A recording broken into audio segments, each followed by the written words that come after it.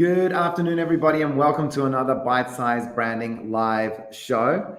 We have been thrust into this show. It feels like a steam train is already going, and everyone is pumped, I believe, or worried. They're either pumped or worried about how this show is going to go. So, as always, we're just going to wing it. We're going to make magic happen. That's what we do here.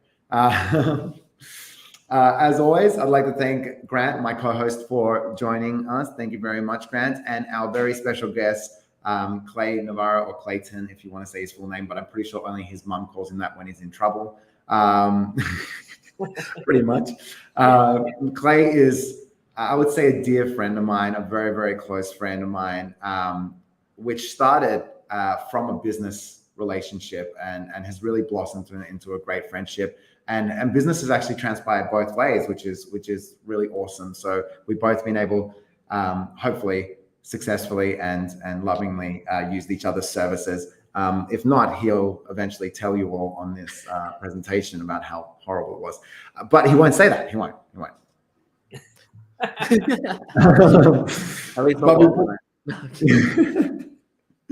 Before we launch into that, I'll throw it over to Grant to tell everyone the format of the show. Grant, my man.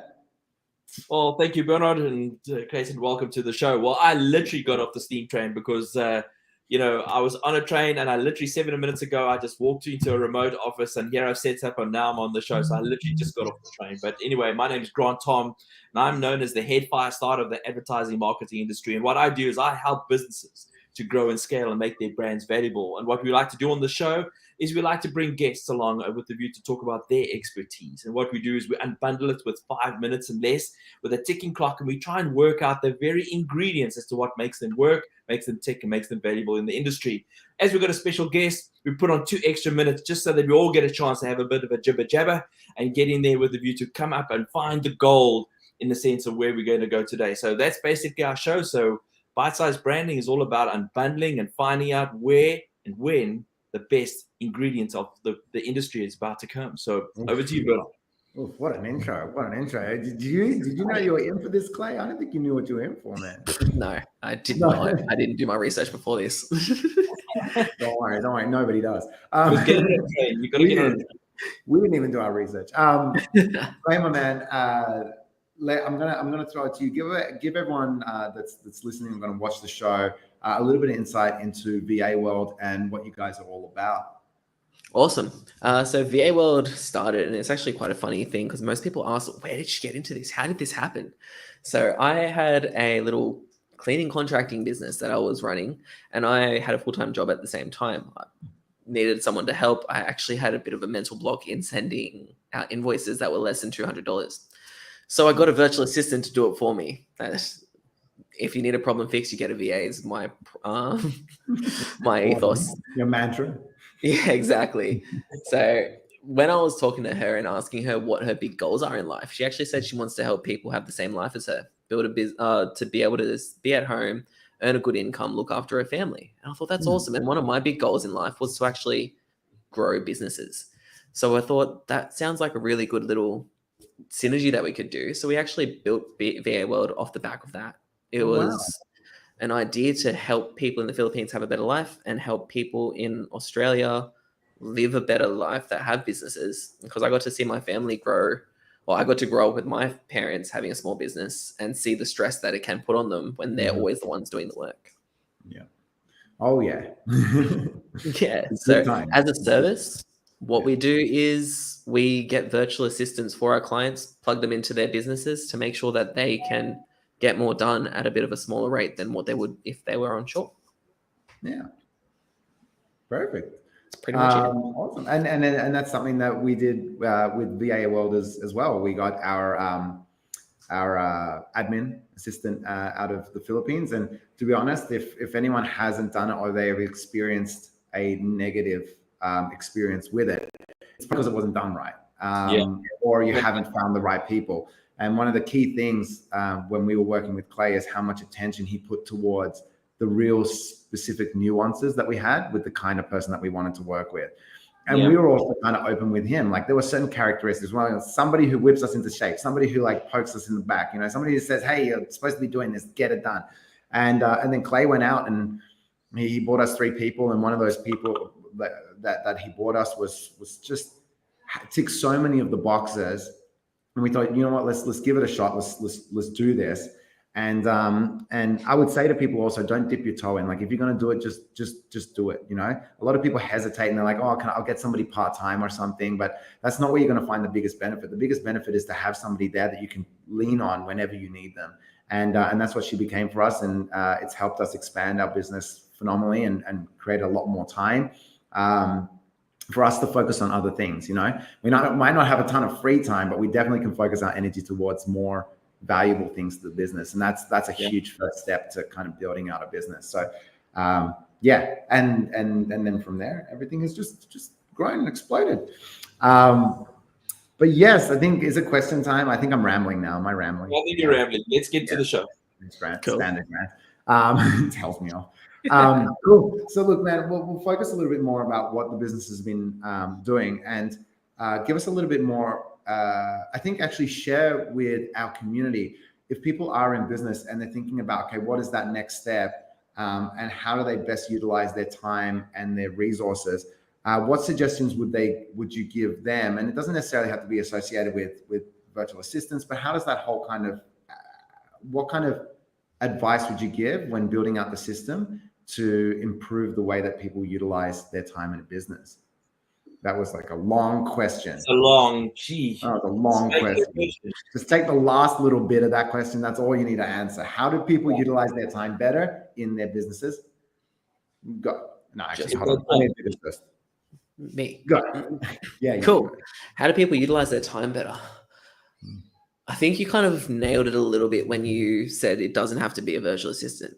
Sometimes the answer isn't always people. It's systems. We brought on a client recently who actually builds systems as their main service.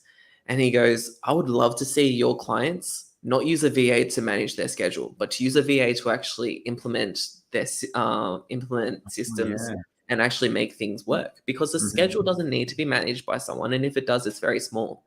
So that's probably the first step. Look at what you're doing in your business and see what can be automated, or spend $10 on a system to make it work for you per month, $10 a month, instead of paying a VA 3 hours of their time a week to do it. That's the first step, and get all the basic stuff out of the way, I reckon. That's something we experience a lot in the business here. I basically say to the team, if there's anything you're doing more than once, then let us know so we can figure out if there's another way for it to be done. If you're doing it again and again and again and again and again, then maybe there's an easier way to do this. And it even came up the other day where, you know, we use HubSpot as a CRM that we for the business ourselves, but we also implement it for other businesses along with a couple other different CRMs. And one of my team said, oh, I sent out this email. It was fantastic. It was this big wrap up of all this information and onboarding information and all this kind of stuff. And I'm like, it does sound like a great email.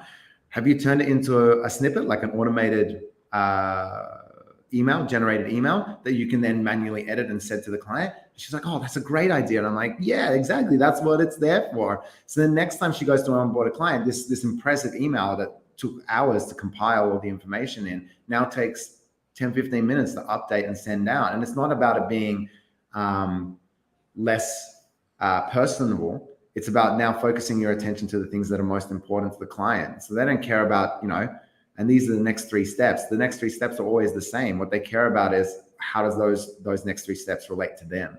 And that's where you then put your time, you know? So, and then outside of systems, you know, for us, you know, bringing on a VA allowed us to maximize our time. Would you then suggest that people bring on a VA that has those types of qualifications to build out the systems in your business? Yeah. And one of the first things you want to do is kind of future-proof the person you bring on board, because as you guys probably have experienced as well, what you think you need a virtual assistant for isn't what you end up using your virtual assistant for. So making sure you have those skills, making sure that the person is going to be able to grow into the role that you're trying to fill is extremely important. But getting that person on board, knowing what they're going to be taking, and then making sure, I think that's another area that people tend to fall down a lot in. They kind of go, I need help with this. And they don't know what they need help with. They just know, I need help. Mm. A really easy example. I'm watching the timer, so I'm trying to be a bit quick. That's right. Don't worry Really about the easy Don't example worry about the time. is one of our clients. They brought on a VA to actually start recruiting for them, and they said, "Hey, can you basically start finding cleaners?" It's a cleaning company, and the VA is like, "I can, but how do you want me to do it? Where do you want me to go?" So it's not the fact that the VA doesn't know how to do it, but when you're bringing a virtual assistant on, and this isn't just a virtual assistant, this is anyone you bring on. Anyone. Cool. Yeah. It's making sure that they understand how to use the systems that you have.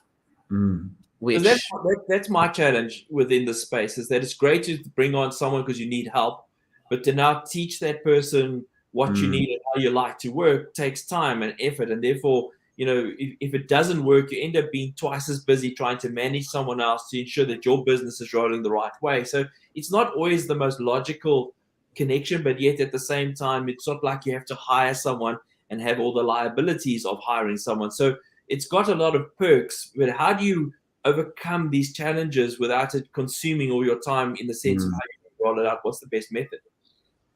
It's fantastic. This is where technology meets humans. Loom or any kind of screen recording. Yeah. So that's the very first step, and that was the first step that we got with John and Bernard. Whenever they were doing something that they felt the VA could do, screen record yourself doing it, talk through it, because then what the VA can do, if wanted, some clients don't want it, but they can create an SOP or whatever you want to call it, some kind of procedure or documentation of watching that. And that's why we have, for us at least, 5 different stages of training, where it's observation, then it's supervision, then we look at their results, and we also then make sure that they're able to do it multiple times, not just once. It's a very big misconception. If you can get it right once, you're going to get it right the next time. No, you need to make sure it's at least 5 times. Like even with us, time, you know, like the time between doing it the first time and the next time, like I completely forget how to do, like, we don't do payroll anymore, but back when I did payroll, you do it once a month. I'm like, I'm not going to remember every month how to do this whole process. Like I got other things to think about. And you're right in the sense that if there isn't that repetition and it's not done on a regular basis, it's you forget. You know, it's like riding a bicycle. Yeah, when you get back on that bike after 6 years, it's really wobbly, and you get back into it a lot faster every single time. But you don't get back on there and start riding it like you did 6 years ago. There's a little bit of lag time before you get back in. So also, on this thing with VAs, business will feel that the virtual assistant is there, then someone else will take its place. It's not always that it's the same person. So therefore, I have to train another person on how to do it. How do you overcome that security, that it's not just hot seats that you're just filling as virtual assistant, that it is a dedicated person? With us, it always is a dedicated person. The only time it's not is if it's social media management, and at that point, it's just what's a thing? It's a conveyor belt of someone does the captions, someone does the graphics, someone does the posting, and we follow that conveyor belt. But with us, you're only working with that one person. The magic behind it is that one person learns you and your business, learns you and your personality, and you get to create a connection with them. So you are right. There are a lot of companies that do have that hot seat model, and it only works for very basic admin things. You don't need to worry about the timer. It worries about itself. Like, Nailed it. Boom. 3 minutes. I think that it really highlighted a lot of the things that we've experienced through our process. And I think that the great thing that you pointed out there, which is something I noticed that most businesses don't do, is they don't set up a set of procedures, like a way about doing certain things within the business. And that is one of the key things that we do with Danielle, is that our VA that we got through you, Danielle, is that everything we do, we video record pretty much everything. And then she then transfers it into a procedure. And then now we've actually been doing weekly meetings. Like we've always done weekly meetings, but in that weekly meeting, there's a 5-minute segment to inform the team of any new procedural updates. Because what we noticed is that everybody knows it's there, and everybody says, put in the procedure, put it in, and somebody writes it in, but nobody ever then goes back to refer to it, or nobody notices where it's been put, you know? So now as part of that, it's not just about rolling it out, it's about knowing where it is. the nice added bonus to that is that when you do end up getting that next person, or if they move on and you end up having to bring on a new person, you don't have to teach them everything. Everything's already there. You just have to lead them through the process of following the procedures. So I think for any business, it's hugely beneficial to build out a system where you can map out the business processes from end to end. You know, the McDonald's menu of how to run a business. You know. Yeah, it was awesome. The last VA I onboarded, it was, don't worry about remembering this, just remember where to find the information. Find it. Yeah, that's a good one. That's a good one. Yeah, we need to do more of that because our procedures are becoming so big now. People don't know where to find stuff. Grant, are there any final words before we jump? I just think that, you know, businesses going forward when they're growing need to look at the model differently. You know, the world is different now, and you know, it's not about having bigger offices to accommodate more people. It's about just working smarter. And because we've got this technology that allows us to build a team across multiple platforms, we can have that growth within the realms of what we've already got. So it's not about spending more money; it's about spending it in the right places. So I think we've definitely covered that today. Yeah, definitely. And in saying about investing into your business, hey, do you like that one? Do you like that one? That one, yeah. Oh, segue. One of the great things that we got to experience together was Clay, after his business grew, you know, significantly. It got into a point where he came to us and asked to engage with us to help him along the process of his rebrand and repositioning his website. And it was a phenomenal project, one of our favorite projects, for the reason that Clay actually makes a phenomenal client. He is as open with the work he does with his VAs and bringing them on as he is as a client, and he knows what he's looking for and is willing to try things outside of the box, which is probably testament to how your business has become what it is.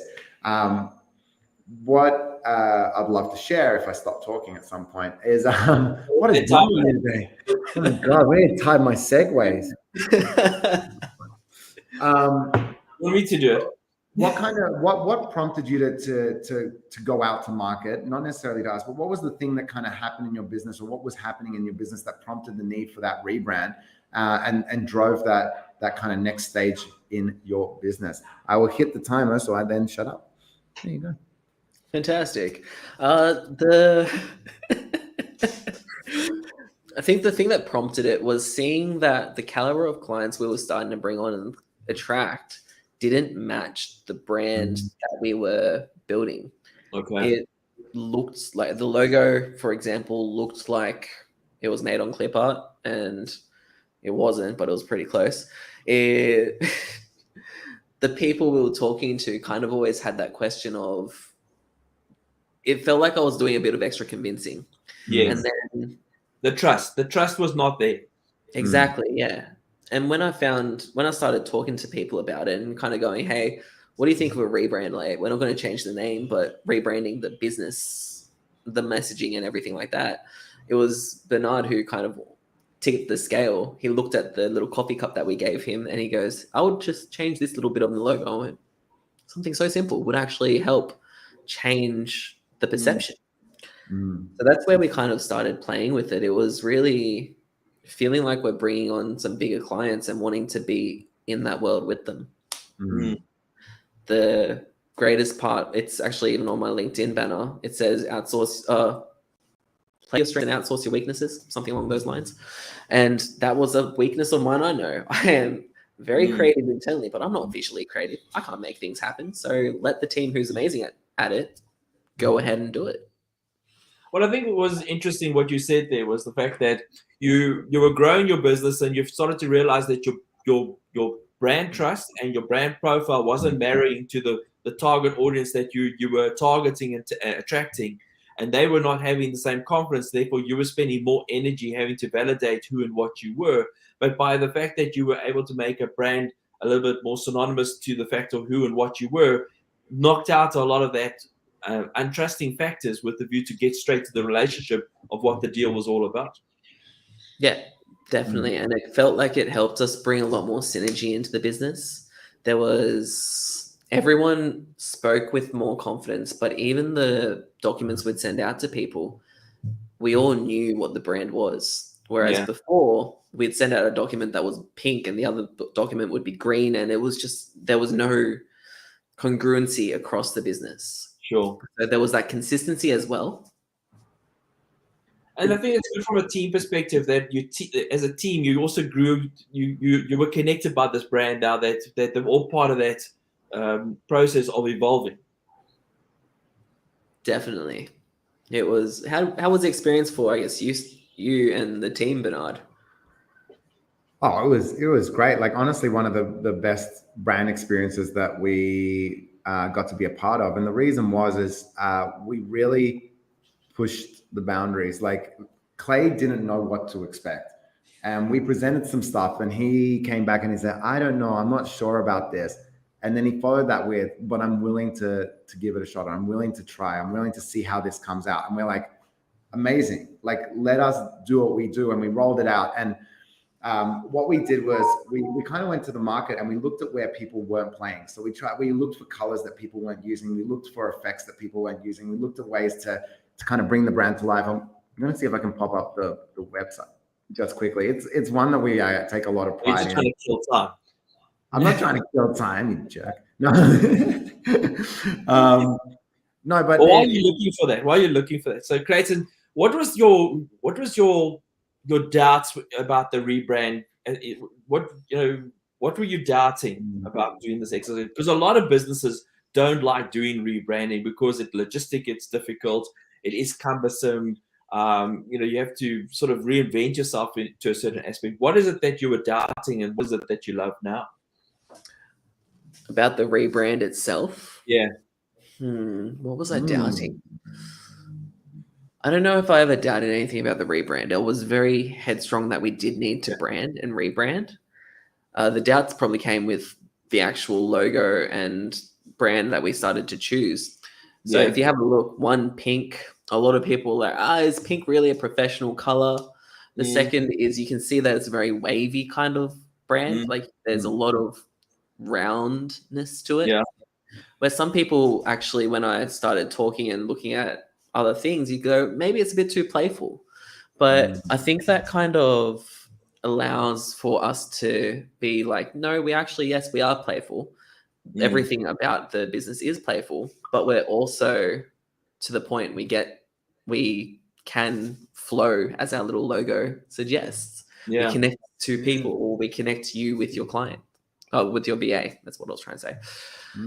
So if you look at your brand as to what the website that Bernard is demonstrating, you can see that the tone of what your brand was, as to the playfulness as to what your website is, gives a lot of your personality as to who you are as a company, in the sense that, you are take business quite seriously, but you are a fun crowd.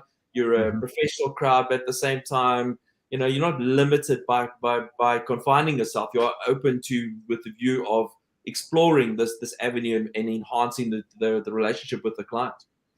Definitely. And I feel like I'm not exactly the best to articulate these kinds of things, but when it comes to bringing a level of trust and professionalism, it, for some reason, somehow it feels like that communicates it really well.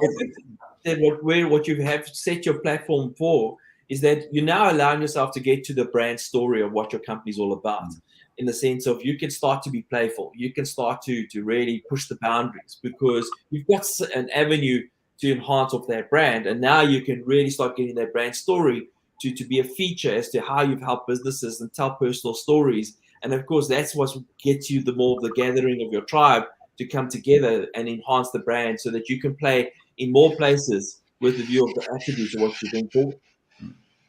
And I think, like, it's funny when you separate the commercial context from yourself. And I think what resonated with us is we had met with 3 other providers before we met with Clay. And when Clay had met with us, straight away we were like, this is the guy. We're gonna go with him. And why? Because he matched. There you go. I think actually, to be more specific, what he brought to the table was his personality. And when Yeah. we met with the others, they brought the rigor, the commercial, maybe the commercial rigor, or appeared to, but Clay brought himself. And that's what we hired. We were like, we hired the person because the person is going to end up building the team. You know, they're going to end up bringing on this person that we're going to end up hiring. And that's what we wanted to capture. We created a balance, or looked to create a balance between a sophistication of the product, to say that we're a serious operator in this space, and the character that Clay brings to the table, which is this kind of everything's done easy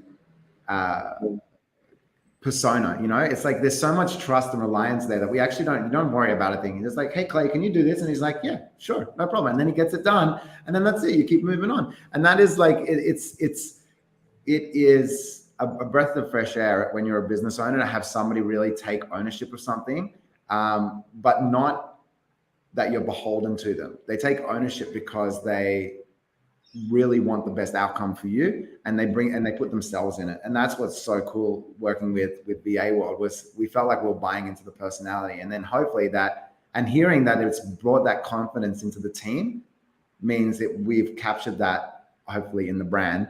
I don't want to speak out of turn, but hopefully we've captured that in the brand as well. And it's great to hear that they're confident. Yeah. Awesome. Actually, I'm saying this on live, so I'm going to have to do it, but we're getting VA World shirts for the team soon. So we're going to have to send you one as a quick thank you. Because I love one, man. We made this brand. Yeah, that'll be awesome. We'll put it up. We have like a little, I can't turn my computer, but we have like a little 8-cube with work that we've done in there, and we'll put you on display in there with all the other guys. Yeah. All the best end up there alongside our awards, you see. So you just like, that's the level you're at. You know, you're awardless. Yes. Awesome. Grant, did you want to follow up, say anything else there, or are you? I just think that we've covered it really sufficiently, in the sense that when you're looking at rebranding, it's not something. A lot of businesses look at the logistics and think it's cumbersome and it's expensive. But at the same time, the point of the exercise is for you that you start to become relative, is in the sense of the trend, in the sense of technology, in the sense of where people are starting to get their information from. And I think that's how businesses got to review rebranding. You know, Boeing have rebranded themselves, I think, 20 times in 100 years, with the view of just adapting to how the change is coming about. So I feel that you can never stop change, and therefore you've got to move with those times and correlate. You even look at brands just like Kia's recent rebrand. It's like a brand that's so synonymous that people know, that's so referenceable. And then they a lot of brands do kind of like micro rebrands, where it's a slight tweak or refresh, so you can still run the old brand until the new brand eventually rolls in. Kia did a complete rebrand. They let out with the old, in with the new, and that's a huge investment. But they knew that their market has moved to a more sophisticated market. They're no longer the bottom of the pecking order. They're now a more sophisticated product, and they had to get a brand to marry up with that. And they're very similar to yourself, Clay. Like, you were a more sophisticated product, more mature in business, and you needed a brand that reflected that, and that built confidence. And what people don't notice is what you think you lose in the investment that you make in your brand, you win in the kind of people who end up working with you because of how the brand positions. You no longer have those conversations that are nitpicking over dollars and cents, or are not quite a right fit customer for you, because now they come and look at you and they go, okay, this is a player in the market. They know what they're doing. So don't waste the time, and neither do you. So there's like all these incremental benefits that people don't really amortize when they go through the rebrand process. Anyway, again, waffling on, because that's what I seem to be doing today. Big time. We'll go back a bit. Man, I'm going to go, after this show, Grant's just going to like slap from Melbourne, like, you're going to get a call. Yeah, I know. Jesus, don't call me after this. I've got work to do. Let's get back to the industry itself. Obviously, there's a lot of things that are changing and evolving, and you know, there's a very big work from home culture. But we're also seeing, and this is a bit of a curveball because I thought about it just now. We're seeing larger brands bringing, especially in particular, their customer service and call centers back onshore, while there's this huge conversation about going offshore. What are you seeing are the trends in industry, and how do you think people should be approaching business differently, or approaching the idea of offshoring differently? Let me just kick this guy right here. Boom. Well, I'm actually going to answer this in a weird way, But I've really started to notice the one trend in the industry is people overseas are charging a ton more, which you probably didn't expect to hear that answer. But there was a guy I was talking to from the Philippines, which is where we get all of our, not all yet, most of our VAs. And I asked him how much was he going to charge to do a little bit of website work. And he goes, $50 an hour. I was like, $50 US an hour? And he goes, yeah. I'm like, I can get high here.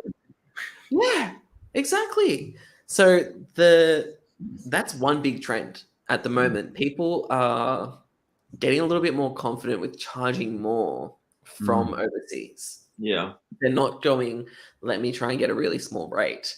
That $50 is very exorbitant, and didn't choose to work with him. But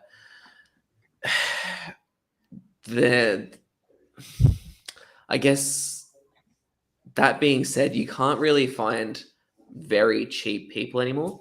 I was speaking to someone about 2 years ago who was like, yeah, my VA wants only $2 an hour. And you kind of fall over. You're like, $2 an hour? Like, it would be very hard to find someone at $2 an hour today, now that the whole pandemic's happened and everyone's gone in working from home. But that being said, obviously another trend is people are happy to work with someone who's not in their office next to them, because we've gotten used to that. And that is where the trend is going. So people and I think that's kind of, you've touched on it with the big brands or the big businesses bringing things back onshore. With the smaller companies, it seemed like it's more they're used to everyone in their office. And in the bigger companies, because they're already international or they're already across Australia, not everyone's in their office. So they're already used to dealing with people that aren't with them or next to them. I feel like I'm waffling on now, but the big change or the big trend there with the difference between big and small is that the smaller people do want someone with them. Now they're happy not to have that person next to them. Yeah. The trend that hasn't changed yet, and I think it's because it is very legal bound, is things to do with finances and financial support, mortgage broking, things like that. It's very hard to take it overseas because you're changing legislation when you go overseas. I think there's another aspect as well. It's when you need an assistant with you to do a job, but there's another one when you need to do a job, but you're actually selling that job. So you still need marginality with the view to sell. But, so it's one thing if you're pricing too high and there's no opportunity for profit because the client's not going to pay much higher than the price that you've been charged, then you have to go find something else, number one. Or number two, when you're just trying to just get someone to do a task within your company that just helps get everything to just flow better. So it just comes down to what the task is. But I do believe strongly in not paying slave labor for things, but at the same time, you've got to pay a fair rate for a fair return as to what people are trying to do. And I think that, everyone has stepped into this VA kind of space, and therefore there's this quality issue that tends to take place because you can't just go down to their offices and see them face to face. But at the same time, sometimes you get some inferior work and the hours are spent and you're sitting there trying to work it out.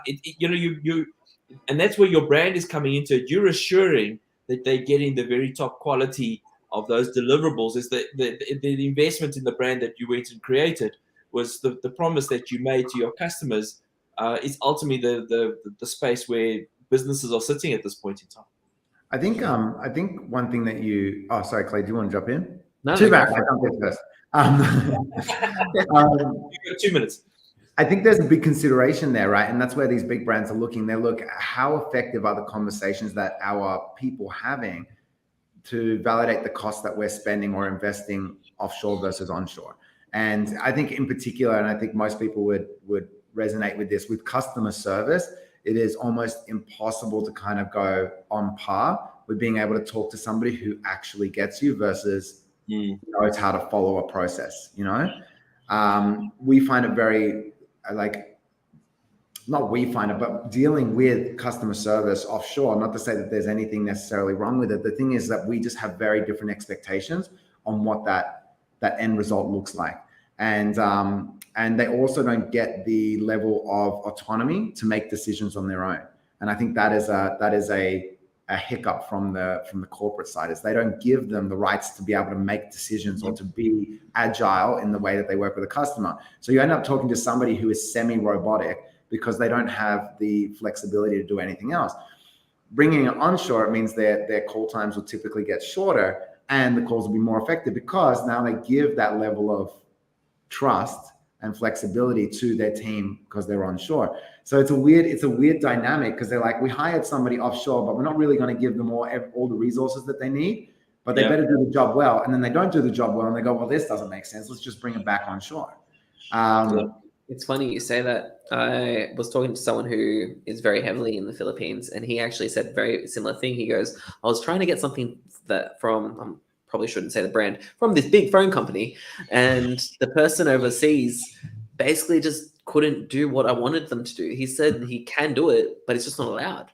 So they went round and round in circles, and it's just, it's like, they're chained by what they're allowed to do.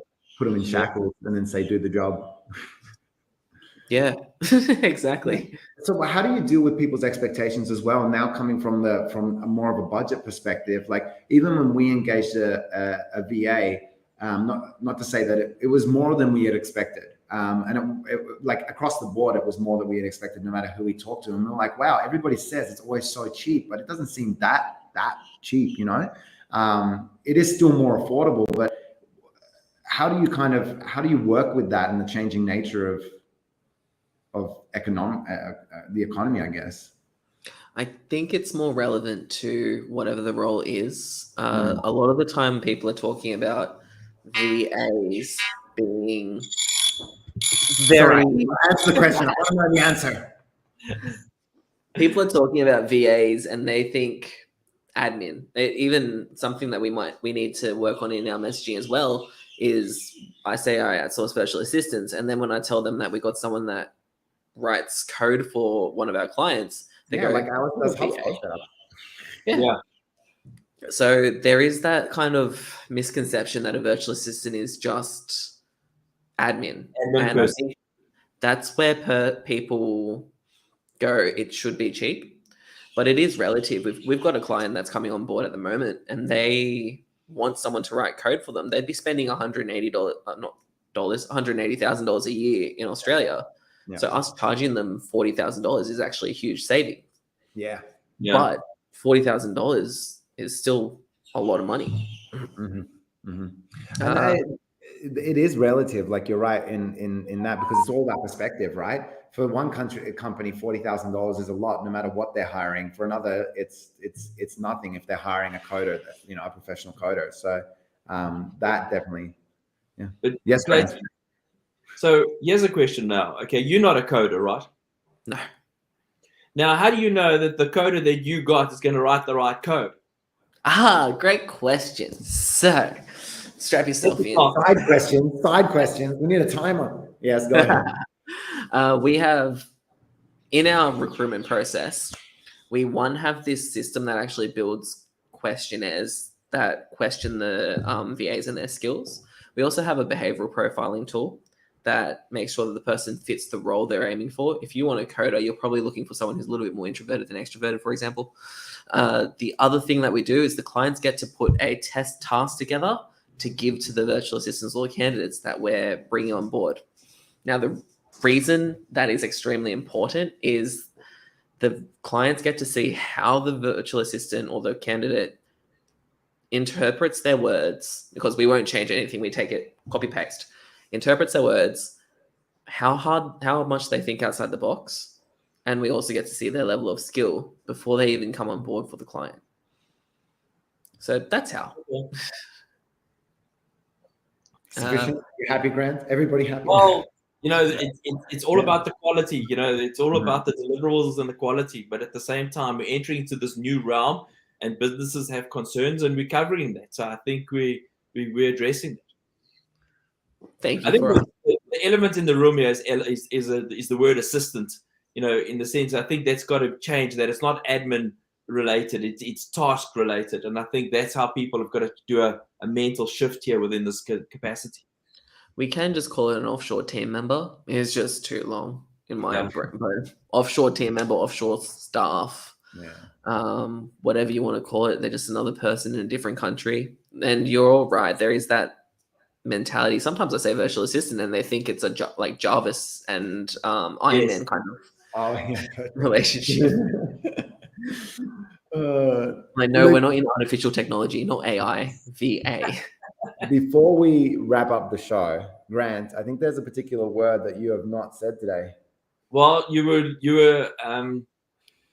complained that I used it too early the last time, so I was going to put it in my closing. So now you've just stolen the thunder. But while we're on that word, okay, this has been 100% an edutainment segment, because we've been educated and entertained in the sense of the quality and the validity of what VA stand for, as to how they can help you grow your business. You can't give any entertainment than what you get on this show. I love that. I'm going to have to use that.